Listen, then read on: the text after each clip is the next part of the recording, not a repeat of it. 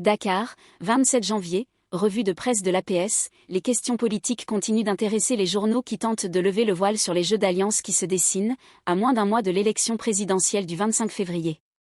Le journal L'Observateur évoque à cet effet un indécent jeu d'alliance, en jouant sur les mots. Le même journal s'intéresse particulièrement à l'éventualité de retrouvailles entre le Parti démocratique sénégalais et l'Alliance pour la République, le parti au pouvoir. Le PDS-APR L'Union fait la force, écrit la publication, en faisant notamment allusion à la mise en place d'une commission d'enquête parlementaire initiée par des députés du PDS contre le Conseil constitutionnel pour des faits de corruption supposés. Walf Quotidien se penche également sur ces jeux d'alliance en s'interrogeant « Pourquoi ils veulent torpiller le scrutin ?» Voix Populi a ouvert ses colonnes au candidat Tierno Alassane Sall qui dénonce une « république des dealers » en faisant allusion à la commission d'enquête parlementaire initiée par le PDS contre certains membres du Conseil constitutionnel. Il soutient que ce processus participe à une décrédibilisation des institutions. Le mépris envers les juges est le début d'un effondrement de la démocratie.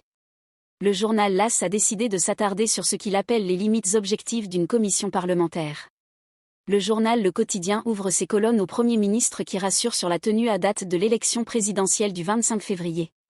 Toutes les dispositions sont prises pour une élection le 25 février, affirme-t-il dans le journal. Sud Quotidien s'est intéressé au cas du candidat Bassirou Diomaye Faye encore dans les liens de la détention. Le journal qui a sollicité l'éclairage d'un spécialiste en droit pénal affirme que dans la rigueur des principes, Bassirou Diomaye Faye devrait battre campagne comme les autres.